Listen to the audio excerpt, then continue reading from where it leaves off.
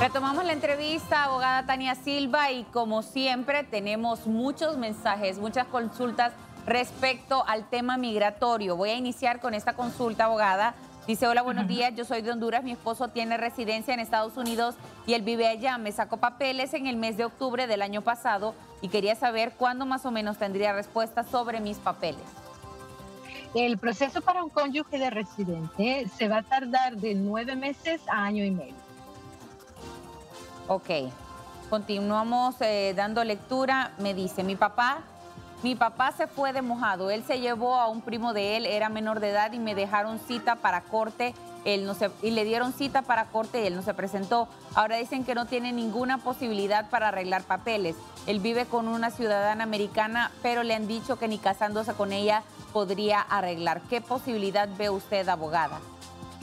Bueno, eso es parcialmente cierto. Y le explico. Cuando usted no se presenta a su cita de migración, aunque no sea su juicio final, que sea una audiencia preliminar, y no se presenta, va a recibir una orden de deportación en ausencia. Y lo mismo aplica para el menor que lo acompañaba. Entonces, ambos tienen orden de deportación. Ahora, el señor está casado con una ciudadana, eso no garantiza que va a poder arreglar papeles, porque debe primero convencer al Tribunal de Migración de que reabran su caso para que cancelen esa orden de deportación y que su esposa ciudadana pueda pedirlo. Es un proceso bastante complicado. Tiene que contratar a un abogado de migración que tenga experiencia en los tribunales, no todos los abogados lo tienen, y comenzar ese proceso, estar listo y entender que es un proceso que dura bastantes años y que las posibilidades de ganarlo son bajas, porque la manera en la que lo ve el gobierno es que le dieron una oportunidad de presentar su caso y usted se aprovechó de la confianza del gobierno. Así lo ve Estados Unidos.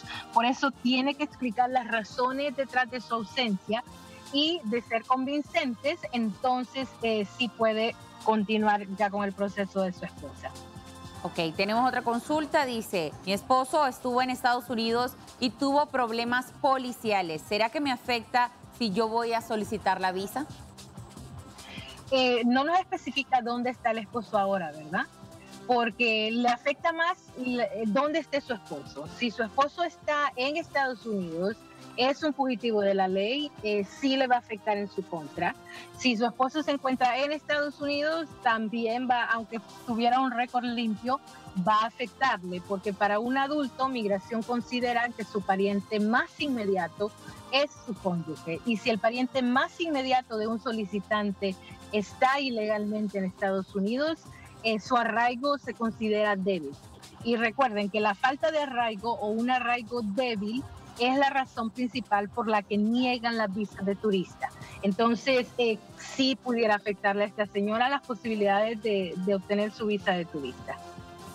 Bien, tenemos otra consulta. Dice: mire, que me dan una moción de hacer gestiones para una visa.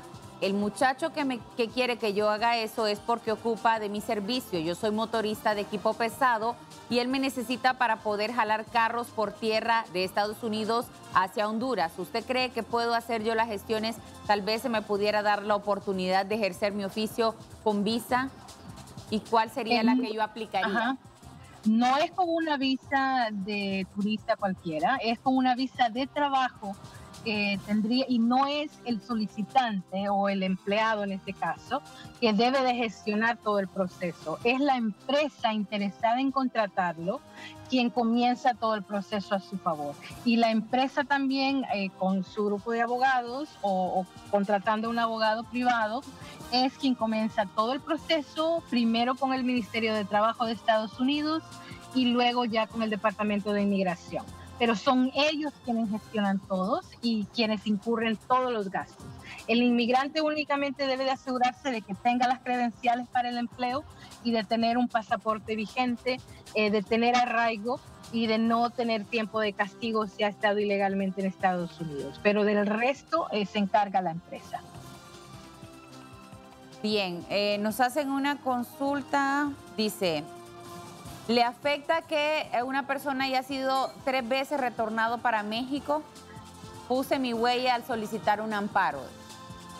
Efectivamente le va a afectar, particularmente si usted piensa pedir algún beneficio humanitario como el asilo, porque ya no puede hacerlo. Al tener ese castigo permanente, no se puede solicitar asilo, pero quizás, claro, no conozco el caso, pero quizás hay otras opciones. Una que quizás es la más famosa, llamada Convención en contra de la Tortura, está disponible para aquellos individuos que ya no son elegibles para el asilo. Entonces, hable con su abogado de migración para ver si tiene todavía oportunidades. Pero por lo general, al tener más de una entrada ilegal, tiene un castigo de por lo menos 20 años.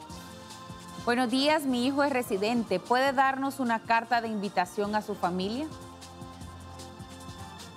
Efectivamente, pero recuerde que la carta de invitación es únicamente para explicarle al consulado la razón por la que usted quiere solicitar una visa de turista, o para explicar que no necesita tener mucho dinero porque su pariente va a costear los gastos del transporte, hospedaje, de comida. Para eso sirve la carta de invitación. No es obligatorio tenerlo, ni tampoco es una garantía de aprobación si se la escribe. Enfóquese primero en el arraigo, que es el primer elemento que van a revisar, van a analizar. Solamente si creen que tiene arraigo, entonces van a empezar a analizar los siguientes elementos. Pero la carta de invitación no es obligatoria, efectivamente le ayuda para explicar la razón del viaje y los gastos que tenga que incurrir. Ok, abogada, tenemos una consulta un poco delicada, dice. Yo le firmé a mi expareja el permiso para sacar a mi hija al extranjero. La condición era que siempre quería tener contacto con ella y que él la cuidaría. Hace poco me enteré que la niña queda sola con otros 2 niños menores de edad y la golpearon. Incluso perdió los dientes de enfrente y no la dejan hablar conmigo. Ellos se fueron para allá con un asilo político. Desde aquí, Honduras, ¿qué puedo hacer para pelear por mi hija y a dónde puedo abocarme? Primero, hable con las autoridades para que pongan una alerta migratoria. También las autoridades hondureñas, el consulado aquí en Estados Unidos, le puede ayudar a retomar custodia de esa menor.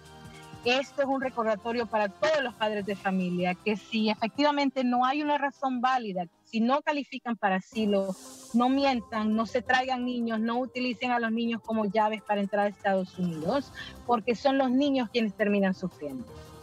Bien, muchísimas gracias, abogada, como siempre, por brindar esta información tan importante para todos nuestros mañaneros y mañaneras que están tan atentos haciendo sus consultas respecto a este tema. Nosotros continuamos con mucho más en las mañanas del Centro.